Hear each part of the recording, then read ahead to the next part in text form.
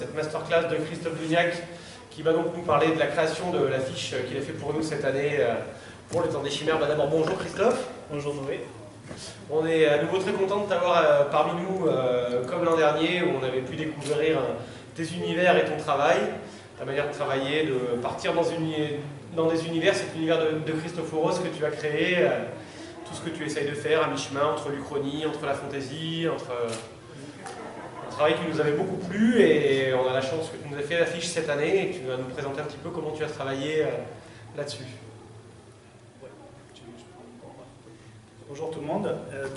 Déjà merci de m'avoir réinvité, de m'avoir permis de faire cette affiche qui était donc une idée sur la chimère, évidemment, votre mascotte.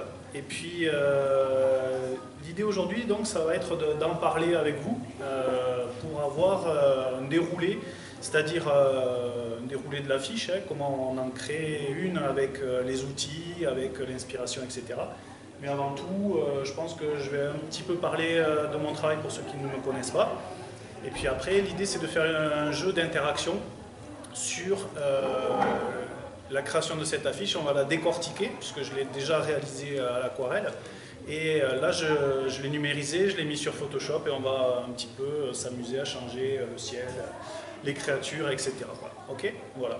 Donc surtout, n'hésitez pas, dès que vous avez des questions, le but c'est de faire ça convivialement, puisqu'on est en famille, on va dire. Voilà.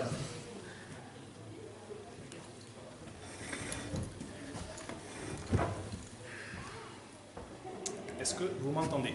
Ouais. Ok.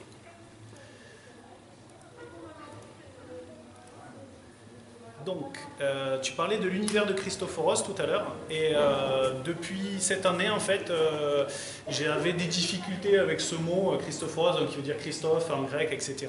Et que ce soit sur les salons sur lesquels je participe, ou dans les salons de peintres, ou même avec le site internet, au niveau du référencement, c'était un peu compliqué. Donc, j'ai fait plus simple, et donc depuis cette année, en fait, c'est les mondes imaginaires de Christophe Dougnac. Voilà. Donc moi, mon travail, il a été d'être graphiste déjà pendant une vingtaine d'années pour des sociétés ou des particuliers.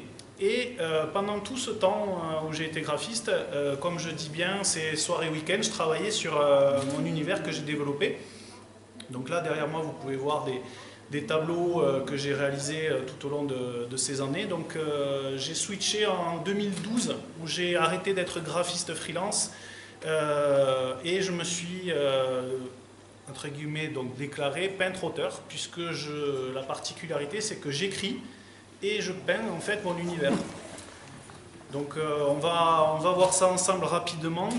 Mon but, c'est pas non plus de vous parler de tout ce que je fais, parce que c'est assez long, et puis bon, il y a un site qui est bien fourni, qui vous permet de revenir si vous le souhaitez dessus.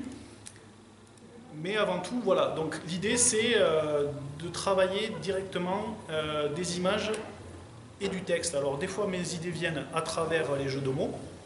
On va pouvoir le voir avec le premier livre donc, que j'ai sorti en 2013 qui est Voyage. Donc clairement, là de suite je donne la température. La voie qu'on suit tous, le Y c'est le chemin, donc d'où on vient, et après on part à gauche ou à droite avec la branche du Y. Chemin intérieur, chemin paradoxal, et à travers les âges. Donc on voyage à travers des créatures, des personnages, du texte. On est dans une poésie onirique. Donc j'ai créé un carnet de bord d'un aventurier qui traverse le temps. Il y a 64 pages. On est sur un livre romancé. Là par exemple à gauche on a un Cernunnos qui est donc une inspiration directe de la mythologie nordique. Pour moi c'est ma version du Merlin. Voilà, et pour la petite anecdote, j'avais créé cette forêt un petit peu froide, un petit peu mystérieuse au premier épisode de Game of Thrones. Quand j'ai vu ces arbres gelés, j'ai dit bon, je vais mettre mon personnage à l'intérieur. Donc souvent on me dit tiens, qu'est-ce qui t'inspire? Donc forcément on en a parlé tout à l'heure avant que la vidéo commence. Le cinéma évidemment, la littérature, la bande dessinée comme tout le monde quoi finalement. Et surtout beaucoup la nature. Après il y a des influences steampunk, on peut voir la couverture ou le personnage de droite, le maître du temps, qui est un des personnages que rencontre mon aventurier. Ici on arrive sur la double page, c'est Songe. Songe c'est le voyage intérieur. Donc on est vraiment dans le côté rêve, le côté onirique. On retrouve la métamorphose à gauche et à droite, un personnage assez symbolique qui va être donc dans la suite de voyage que je suis en train de travailler, qui s'appelle Eragdorn. Et ce personnage va découvrir ce monstre emblématique qui s'appelle Echidna, qui est la mère des monstres. Je ne vous en dévoile pas plus, hein. L'idée c'est de voir pour la suite. Et là, c'est la troisième image du livre Voyage. On est sur la double page Éveil. Donc c'est la rencontre entre l'humain et le divin. Donc j'ai inventé une entité que j'ai appelée Enoz, qui a un monde au-dessus de la tête. Donc pour certains, il y a un petit clin d'œil à Terry Pratchett, ou alors avec les mondes suspendus qu'on peut retrouver dans Avatar. Mais clairement, l'animal pour moi est aussi puissant en mythologie que l'humain, si ce n'est pas plus. Le deuxième album que j'ai sorti en 2015 s'appelle Amusé. Donc là, pareil, jeu de mots, A à Z, l'alphabet, 26 personnages, les muses de A à Z. J'ai voulu rendre hommage aux femmes en leur déclarant mon amour clairement sur l'inspiration à travers des femmes extraordinaires. Donc souvent la beauté, que ce soit un homme ou une femme qui vient me voir sur un salon, me dit mais pourquoi des femmes nues, pourquoi... Bon, il n'y a pas que ça déjà, et en plus j'en ai sorti vraiment une explication avec les jumelles. Les jumelles Fibonacci, on dit que dans la nature on a le nombre d'or, on dit qu'on a la beauté, etc. Et là j'en ai fait deux jumelles maléfiques entre guillemets, c'est-à-dire une qui est revêche, énervée, etc. Et une autre plus calme. Donc une est généticienne et l'autre elle est horlogère. Elles se détestent et à la mort de leur père, en fait, Fibonacci, elles se rencontrent. Voilà. Pareil, j'en dis pas plus.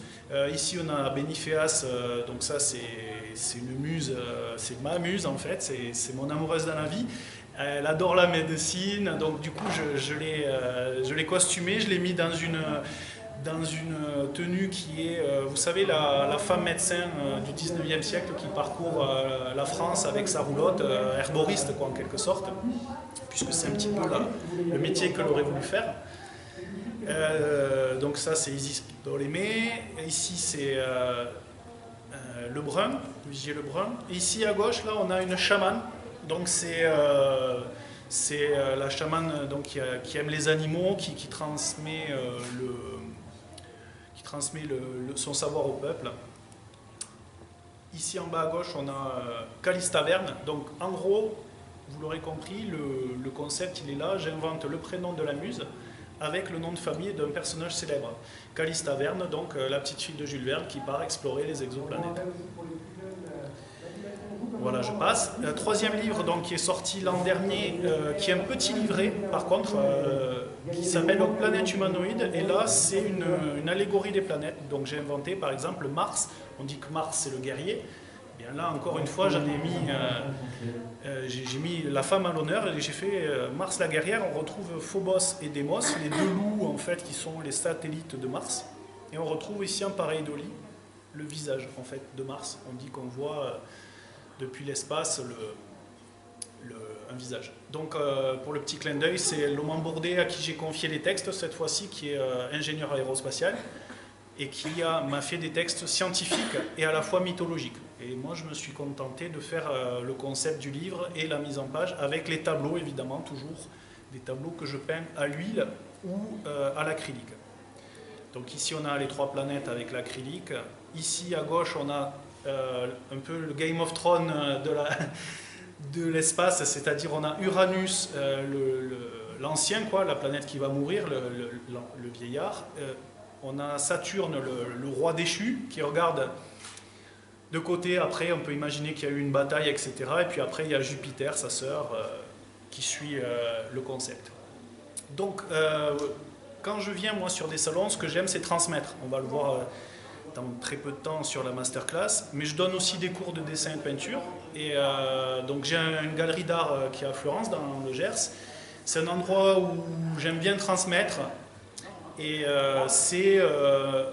pour moi, l'idée, c'est vraiment de transmettre les fondamentaux, le dessin, la peinture, l'harmonie des couleurs, la composition, etc. Quelque chose que j'essaie d'utiliser dans mon travail.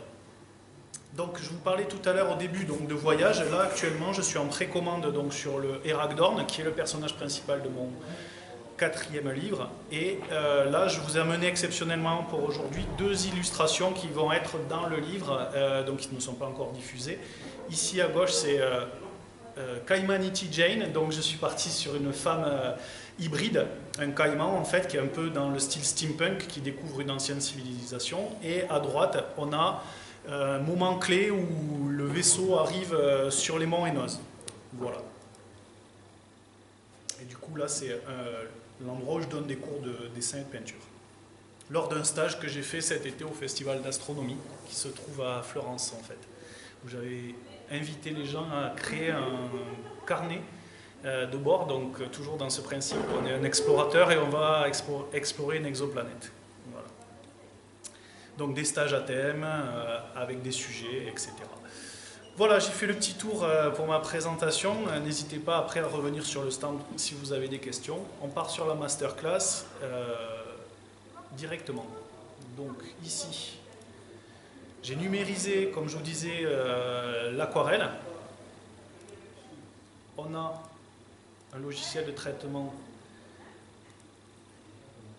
photo. Le fichier, en fait, pour moi, il est préparé au début, c'est-à-dire soit avec l'appareil photo, je prends en photo mon aquarelle, je place les textes pour faire la maquette, je l'envoie à Noé, à William, il valide. À partir de là, après, moi, je peux travailler quelque chose qui s'appelle les calques, en fait. Alors, les calques, là, j'ai l'aquarelle originale ici. Placement logo, etc. Voilà. Donc, tout le monde y voit. Voilà. Ok. Donc, à partir de là, on va décortiquer un petit peu. L'outil numérique permet, mettons, rien que, ne serait-ce que sur le fond, on peut placer un calque d'une couleur. Et juste ici, avec les modes de fusion, regardez, c'est magique, on peut donner une ambiance différente à l'affiche. D'accord? Ça permet d'isoler des éléments en plus. On peut lui donner un ton chaud, un ton froid. Ici, pareil, je change les modes de fusion. Vous voyez, en très peu de temps, finalement, on peut donner une ambiance différente. Alors, si par exemple, je veux changer qu'à cet endroit, sur le côté, mettons gauche, il me suffit de prendre un calque. Je me mets ici et je fais un masque de fusion. Et j'ai une version chaude et froide de l'image. Bon, après, ce que j'ai fait, j'ai préparé en amont pour pas que ça soit trop long, parce qu'on est à l'heure de la digestion, donc je sais très bien que c'est difficile de se concentrer. Donc, en fait, je vais cacher mon aquarelle de base. Et regardez, ici, j'ai rien qu'avec un outil de sélection que je peux trouver là, le lasso, ou l'outil plume, mais je ne vais pas entrer dans les détails, on n'est pas sur un workshop. J'ai isolé le sol, ici, d'accord? Après, on peut se retrouver avec le ciel. Ici. Donc là, par exemple, j'ai dupliqué un petit peu avec l'outil tampon pour rajouter des montagnes. Je vous rappelle, l'aquarelle originale est comme ceci. Donc c'est pas magique, c'est pas de la 3D. Si j'enlève mes lions, je me retrouve avec du vide. D'accord? Donc ici, là, ça a été rajouté. C'est des éléments qu'on peut déplacer ici. On peut, avec un contrôle sélection, les agrandir. C'est assez magique quand on prend le temps de se former là-dessus. On peut changer l'orientation, vous voyez. On pourrait venir mettre un rocher comme ça en premier plan. Et d'ailleurs, c'est ce que je vous invite à faire, c'est à me solliciter, si vous le souhaitez, on va un petit peu changer les choses. Ou je continue ma démo, c'est comme vous voulez. Vous avez envie un peu de participer? Oui. Ouais. Qu'est-ce qu'on pourrait faire là, par exemple, à ce stade? Est-ce qu'on ne se mettrait pas un rocher un peu plus grand? Alors, par exemple, est-ce que vous savez ce que c'est la perspective atmosphérique? Non. Donc on dit que dans le fond, en fait, souvent, si vous regardez, il y a des montagnes, on voit une espèce de violet, bleu, voilà, c'est ça. C'est-à-dire que tout ce qui est loin est une couleur froide. Mais rien ne nous empêche ici, avec un petit masque de saturation, voilà, de changer la couleur. Vous voyez? Là, on peut amener un ton chaud. Et d'un coup, ça serait pas mal de fermer la porte peut-être. Je sais pas si... Donc ici, là, on peut se retrouver avec un rocher au premier plan plus grand. Voilà. Ça, par exemple, c'est un exemple. Ok. Alors moi, j'ai une tablette graphique avec un stylet et je peux me retrouver ici. Non, ça c'est pour après. Je peux me retrouver avec un masque de fusion et commencer même à dessiner un visage. Certains me connaissent, savent que j'aime bien l'appareil Dolly. Donc on va zoomer et regardez. Ici, vous voyez, on a un nez. Et donc du coup, on va faire venir un visage. Et même deux ici. On se met là. On peut prendre... Voilà. On va faire une brosse un peu plus petite. Voilà. Et on va venir créer peut-être, en se mettant sur le bon calque, voilà, une zone d'ombre ici, sous le nez. Voilà. Et on crée deux visages comme ça. Là, je vais accentuer. Vous le voyez? Voilà. Bon, par exemple. On s'imagine que c'est une cité type Moa qui a créé dans les roches des figures humaines. Le ciel retouche, voilà. Après le ciel, carrément, sinon on peut faire de l'aquarelle directement sur Photoshop. Ça y est, j'ai cité la marque, je suis foutu. Donc ici, teinte saturation. Voilà, donc j'ai un ciel gris. Et par-dessus, donc j'ai des brosses ici, des brushes, avec une foultitude de pinceaux que j'ai créés ou que j'ai récupérés à droite à gauche. Et bon, moi j'ai pris le temps de les ranger, vous voyez, avec juste en les renommant ici. Et Claude, là, les nuages, voilà, je prends ma brosse, je me mets ici, et je peux aller choisir une couleur dans mon sélecteur. Alors je prends une couleur un peu saturée pour que tout le monde voit à l'écran et je me mets à peindre les nuages. Voilà. Vous voyez, donc c'est assez rapide. Là je crée des percées. Voilà. Je reprends la couleur de fond pour atténuer un peu. Donc c'est un outil qui gère la pression, l'inclinaison, etc. Donc on se retrouve vraiment avec des sensations de peinture. Et comme je vous montrais avec l'outil teinte saturation, on peut vraiment changer, vous voyez, la palette de couleurs. Donc ça, c'est un gain de temps énorme pour l'industrie du cinéma, du jeu vidéo, ou même quand on a des commandes et que le client finalement dit « mais finalement ton ciel, il est un peu classique, tu pourrais y mettre une couleur un peu plus fantastique ?» Ouais, pas de problème. Voilà, c'est possible. Par contre, à l'aquarelle, il faut tout refaire, quoi. Donc les rochers, maintenant. Les rochers, pareil, système de sélection. Hein. Donc ici, je me fais un nouveau calque. Alors, j'enlève l'écrêtage, ici et ici. Donc, en fait, sur ma forme de rocher, là, je prends le lasso, je crée une montagne, je prends la pipette, je prends ma couleur, je remplis. Donc, je rajoute de la montagne, ou alors je gomme, hein, pour en enlever. Voilà, donc je fais des demoiselles couronnées, de l'érosion, d'accord ? Et en fait, ce qui est magique, c'est qu'avec ce système d'écrêtage, au-dessus, donc c'est un calque, je vais l'enlever comme ça, on va partir de zéro. Ici, supprimer le calque. Donc en fait, je me mets avec un calque au-dessus, avec la petite touche Alt ici, je mets écrêtage ou pas. Donc là, je vais l'écrêter et je vais appeler ça texture. Et je vais revenir dans ma bibliothèque de forme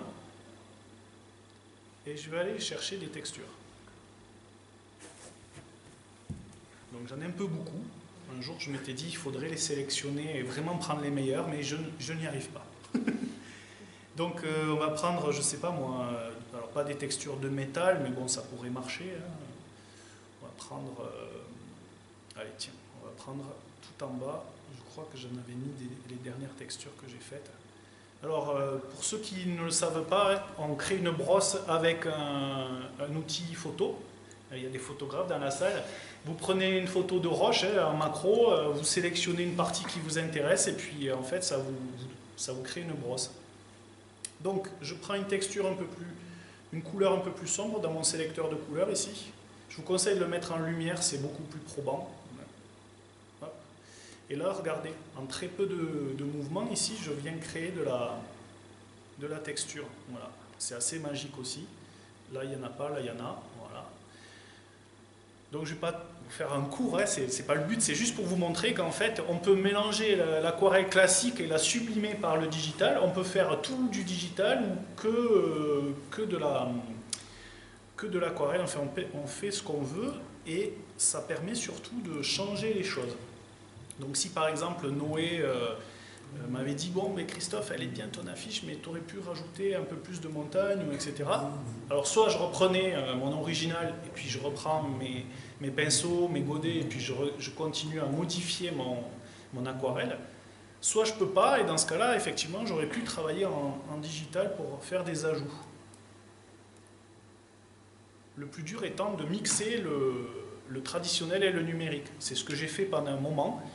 Pendant 2-3 ans, moi, j'ai appelé ça le tradi-digi. Et j'étais arrivé à un moment où on ne voyait même plus la différence entre ce qui était peint à la tablette graphique et ce qui était peint classiquement avec un pinceau. Et puis, de plus en plus, je vous avoue que j'aime tellement le contact avec mes pinceaux et mes couleurs que le digital, je m'en sers que pour composer mes images. La plupart du temps, qui me servent de modèle. Et après, ou quand j'ai un doute à un moment donné, on va le voir après, pour rajouter des éléments. Voilà. Des questions? Non, je continue alors. Donc après on a l'élément de la porte. Alors malheureusement l'affiche n'a pas pu montrer avec la qualité que c'était de l'or. J'ai fait un clin d'œil direct à l'histoire sans fin hein, en fait. Et puis si vous avez vu, on revient sur l'affiche. Plusieurs éléments d'histoire. Oui, tout à fait, il y a plusieurs éléments. Il y a donc cette affiche hein, qui est en fait avec le point de fuite, on n'en a pas parlé. Un seul point de fuite. Donc le spectateur regarde à l'intérieur du double visage ici et surtout se dit est-ce que je vais passer ou pas la porte. On est quand même dans un salon du jeu, donc avec le petit dé ici que le personnage du premier plan regarde et la porte avec les deux lions comme ça, chimère, on se dit bon, il y a quelque chose qui va se passer là. Avec la lumière au fond, voilà. Donc la porte, on va pouvoir l'isoler. Donc de la même façon hein, que tout à l'heure, c'est-à-dire ici, avec la sélection, ça prend un peu de temps. J'utilise moi les formes ici, vous regardez. Vous voyez, là par exemple, j'ai mes chimères qui sont sélectionnées. Donc c'est l'élément principal, Noé. Ouais, on va y aller dessus. Hop. Le nouveau perso, on va voir après. Voilà, les chimères. Donc ici, tiens. Elle est verte, comment ça se fait? Bon, mais tout simplement avec cette histoire de teinte, saturation. Voilà. Donc quand on a un élément qu'on vient importer, c'est aussi bien de le mettre en harmonie au niveau de la gamme des couleurs. Voilà. Ouais, des fois, ça jure un peu sur certains trucs, on se dit, oula, qu'est-ce que c'est? Et puis le sens de la lumière aussi. Par exemple, si vous faites du photomontage, vous prenez des rochers avec la lumière latérale, et si d'un coup vous amenez un rocher qui a été pris avec une lumière zénithale, ben, ça jure un peu, quoi. Donc tout ça, c'est une histoire de connaissance aussi des métiers. Alors des fois on vous dit, mais combien de temps vous mettez à faire une image? Ben, ça c'est impossible à répondre, hein, parce que vous vous rendez compte là déjà de tout le temps qu'on a passé ensemble, et pourtant on n'a fait que juste effleurer la surface. Voilà. Donc le pilier sous la chimère, le pilier ici, à droite, d'accord? Donc pareil, hein, c'est des éléments qu'on peut transformer. On peut le faire plus grand. On peut l'inverser, ici. Voilà. On peut le déformer.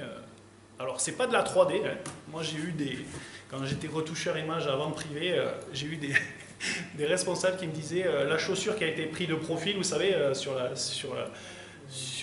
photo, c'est vous pouvez pas la mettre de 3/4. Non, c'est une photo, donc c'est pas possible, quoi. Voilà, sinon on fait de la 3D. Voilà. Et du coup, ça permet aussi de modifier les éléments dans leur globalité. J'explique, là j'ai fait un petit groupe. Hop. Donc on peut diminuer ici. On fait des mini chimères. Voilà, on fait le maximum. Voilà. C'est pas mal aussi. Micro-chimère, c'est pas mal. peut changer les voix aussi. Les voix des chimères? Salut toi. Oui, là on est dans l'animation. Ouais. On appelle, qui c'est qui pourrait faire la chimère? Sylvain? Oui, tout à fait. Sylvain. Alors là, regardez, il se passe un truc, c'est le cadrage aussi. Il faut y en rendre compte, parce que regardez, l'aile de ma chimère, ici, hop, je fais retour arrière. Je vais prendre ma chimère qui est à droite. Alors moi je suis un maniaque des calques, des fois j'ai 1 giga de fichiers avec 2000 calques, je déteste les calques qui ne sont pas renommés, donc je prends du temps à les nommer, mais bon, au moins après je m'y retrouve. Donc là par exemple je me dis, ah mince, mes ailes sont coupées. Alors regardez, c'est simple, je prends un petit outil tampon, je viens cloner ici un bout d'aile et je rajoute, c'est magique, ici. Bon, il faut utiliser ça mieux que là ce que je vais le faire, mais ça peut donner, voyez, très rapidement une idée aussi de ce qu'on peut changer dans l'image. Et je rappelle toujours un principe, c'est que en fait, moi j'utilise vraiment aujourd'hui cet outil pour composer mes images, et après je me le mets en fond d'écran ou sur une tablette, et puis je me mets dans mon atelier et à la limite je peins, et après même j'oublie ce que j'ai fait, puisque la peinture vous donne vraiment... On l'a vu tout au long de ce week-end où j'ai réalisé une deuxième affiche à l'acrylique, on voit le tableau évoluer. Et moi j'aime vraiment ça, quoi, cette sensation d'être avec l'instantané et de ce qui se crée. Donc ici par exemple, l'affiche, moi j'avais envoyé un petit dessin aux organisateurs et on en avait envoyé 2 en fait. J'en avais envoyé 2 et ils ont choisi celui-là, mais exceptionnellement pour vous aujourd'hui, j'ai eu le temps de numériser l'affiche que j'ai réalisée en live painting, et donc c'est la petite surprise pour toi et pour vous. On va regarder ce que ça donne, donc du croquis que j'ai amené à l'image finale, à moins que vous ayez des questions sur celui-là, sinon on peut passer à l'autre. Donc je quitte, on va se rendre compte de ce que ça donne, une étape par étape, comme on dit. Alors, juste avant, petit élément de rajout, j'aurais pu aussi injecter de la photo, hein, des nuages, si je ne savais pas les peindre, par exemple, ou ici, vous voyez là, par exemple, l'an dernier, tu avais un invité d'honneur qui avait parlé de la veillade avec le fait qu'il y ait pendant un mois la neige, etc. Ben là, typiquement, j'ai fait un clin d'œil, je te ramène ça, et on pourrait faire des ailes rien qu'avec ça, tu vois, les chimères enneigées, par exemple. Voilà. Bon, on fera ça une autre fois. Donc ici, j'ai amené le live painting. Donc rapidement, j'ai fait une petite sélection à la pause. Donc je suis parti du tableau vierge, donc comme je vous ai montré, il y a le petit croquis ici, et en fait on déroule le tableau, tranquillement, ici, donc le fond au pinceau, les 2 planètes, ou l'une,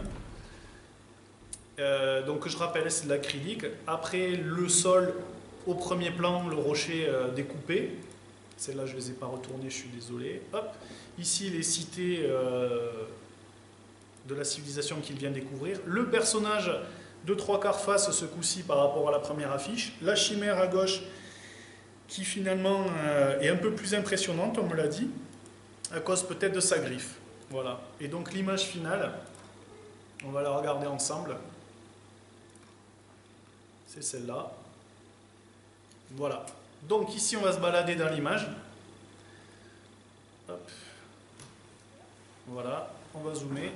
Donc on a ici une partie de la chimère. Donc à ce stade, je pourrais me mettre par-dessus et commencer à peindre ou à rajouter des éléments. Donc je me prends un outil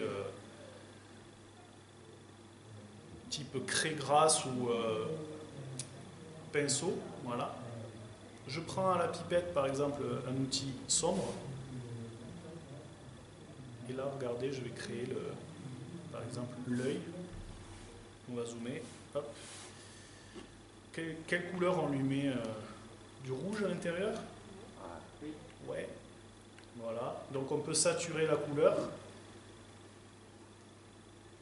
Voilà. Faire un petit reflet. Voilà. Et vous voyez, ça m'a pris 1 seconde finalement. Et je vous rappelle que c'est des choses qu'on peut modifier à volonté, quoi. Voilà. On pourrait aussi prendre les ailes de la première affiche, les mettre sur la seconde. On pourrait rajouter des personnages. Donc je suis allé trop vite tout à l'heure, j'avais aussi prévu, je ne sais pas trop s'il nous reste du temps ou pas. J'ai prévu d'autres persos ici. C'est bon? Ouais. On a le temps? Ok, super. Donc voilà, je vais glisser le personnage de la première affiche ici. Ni vu ni connu. Hop.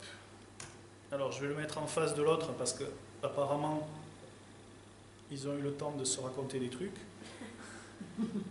Donc voilà. Alors le truc c'est que moi, mon perso, il lui manque des pieds, hein, d'accord? Donc on va pas le faire maintenant. Ou alors on le fait, voilà, il est caché là. La grande erreur des débutants, c'est dans le dessin, c'est il n'y a pas les pieds, il n'y a pas les mains. Ou alors on met les mains dans les poches. Vous la connaissez celle-là? Bon voilà, après on s'entraîne un peu à les faire quand même, c'est plus sérieux. Et ici, j'ai récupéré le nouveau perso là, d'une autre affiche qui n'a pas été sélectionné du coup pour un autre festival. Mais ça vient d'un tableau que j'avais créé qui s'appelle Libertas. Et en fait, ici, c'est un personnage, voilà, que j'amène au premier plan. Alors regardez, je peux le déplacer, je peux le pivoter. Voilà, on peut le mettre par exemple ici. C'est pas mal ça. Il est très loin ou c'est un... Il est très loin. Ouais. Alors pour accentuer cet effet, regardez, on peut même baisser l'opacité. Voilà. On pourrait le mettre là. On pourrait le mettre là, ça ne va pas marcher. Il serait vraiment géant. Donc l'erreur aussi dans les éléments de fond, il faut éviter qu'il y ait trop de texture, puisque c'est la perspective. Hein. Dans le fond, il n'y a pas de texture, on ne voit pas les détails, par exemple l'écorce des arbres, on voit juste des rectangles marrons. On ne met pas les textures. Et la roche, c'est pareil, là, j'ai pas trop texturé, quoi, en acrylique. Voilà. Bon, on pourrait s'amuser à changer les couleurs des planètes. Ici, je vais prendre un outil de sélection. Je vais faire mon petit raccourci avec la touche Maj. Clac. Voilà. Et je me mets sur un nouveau calque. Et je vais la remplir de vert. Hop. Une magnifique planète en devenir. Une tâche. Et là, je joue pareil avec mes idées de masque de mode de fusion. Voilà. Alors je pourrais même mettre ici un effet. J'ai un outil aérographe. Ce qu'il y a de bien, c'est qu'on n'a pas à le nettoyer. Vous voyez, hop. Voilà. Alors je fais vraiment un truc un peu kitsch, hein, mais voilà. Un petit halo. Ok. Donc, principe de peinture en direct, je me mets sur un calque ici. J'isole rapidement le bloc. Et je remplis d'une autre couleur. Je prends vraiment des couleurs saturées pour que vous y voyez tous. Voilà. Et donc je joue avec mes modes de fusion ici. J'adore ça, moi. Jouer avec les modes de fusion. Regardez là, c'est sympa. On est dans quelque chose de très léger dans le fond. Et même je baisse un peu mon opacité. Vous avez vu, j'ai changé complètement l'ambiance de fond. Évidemment, on pourrait faire ça sur le ciel aussi. Comme je vous ai montré au début, sur la première affiche, on retrouve les pinceaux nuages. Voilà. Je veux rajouter du violet un petit peu comme ça. Je prends la pipette et gentiment, ici, je mélange. Donc, la fusion traditionnelle numérique est sympa parce qu'en fait, que du numérique, souvent, on a ce côté un peu froid. Hein, je ne sais pas si vous avez remarqué, dans la BD, la colorisation, moi je trouve que c'est un peu moderne, c'est un peu froid. Je préfère encore les BD à l'ancienne, où les artistes travaillaient à la plume et à l'encre, quoi. Voilà. mais effectivement, pour des raisons de production et de modification, je crois que beaucoup d'artistes se sont mis au numérique. Et ça marcherait sur du noir et blanc. De quoi? C'est technique. Ah oui, complètement. D'ailleurs, là j'ai fait rapide, hein, mais en formation, en fait, ou même là, maintenant je vais vous le dire clairement, on fait toujours des roughs, ce qu'on appelle donc des miniatures en noir et blanc. C'est-à-dire que l'image, elle n'est pas plus petite que ça. Et tu travailles en fait en noir et blanc. Alors, hop, tu vois, et pour voir si ça fonctionne. Donc là, même à ta distance, tu vois quoi en premier? Le premier personnage que j'ai rajouté. Et donc si tu voulais donner plus d'importance, allez, on va tout aplatir, on va travailler. Alors moi je fais des groupes quand même parce que j'aime pas péter mon travail. Un petit groupe de calque qu'on duplique. Et maintenant, je fusionne tout. Tu vois? Voilà. Et je vais travailler directement, en, comme on appelle en overpainting, par-dessus. Hein. Et là donc, si on veut faire un ciel plus sombre,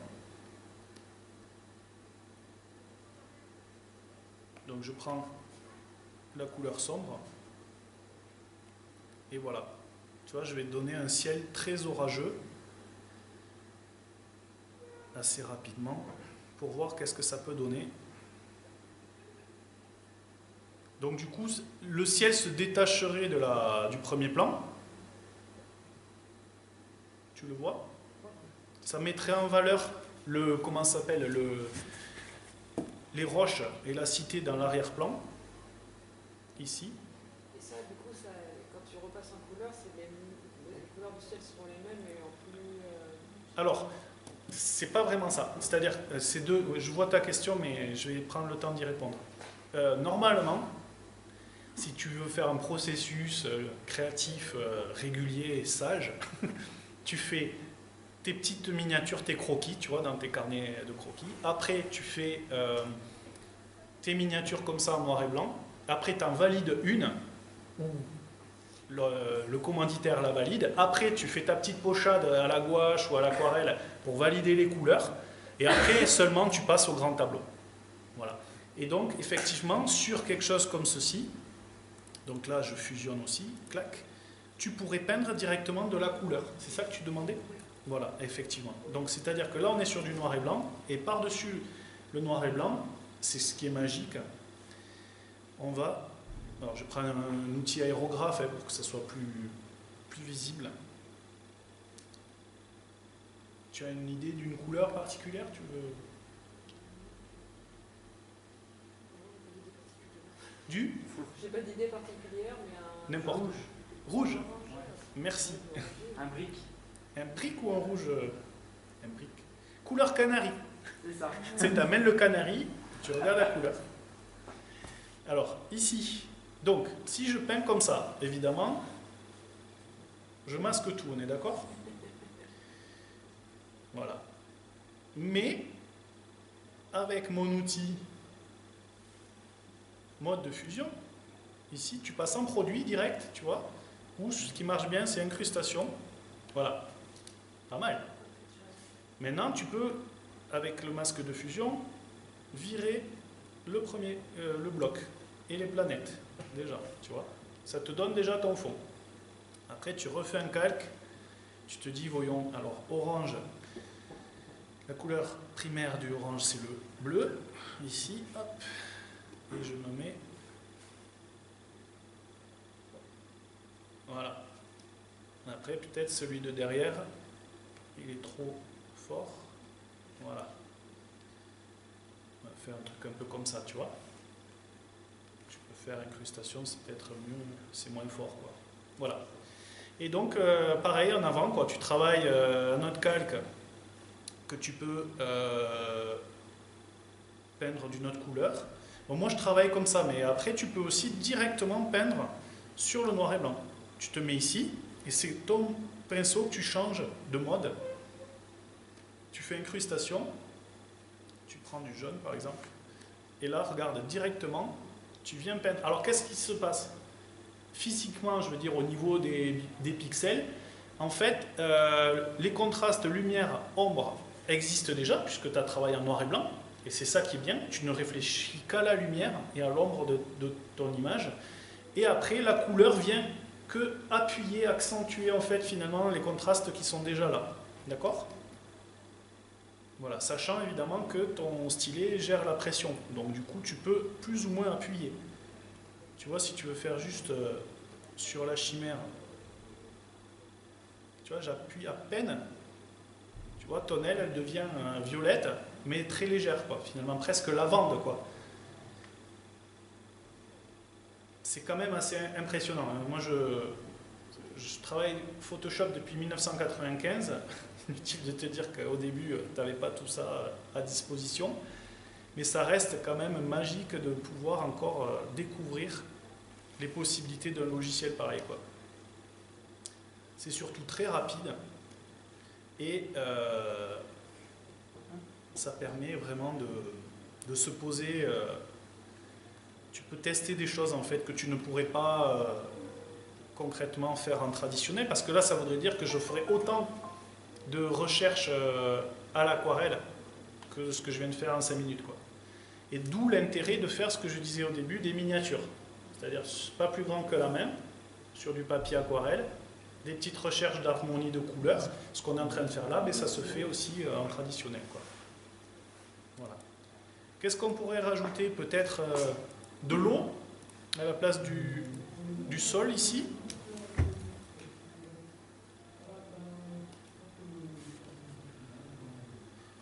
Donc là, alors l'eau, c'est pas forcément bleu, l'herbe verte et le soleil jaune, hein,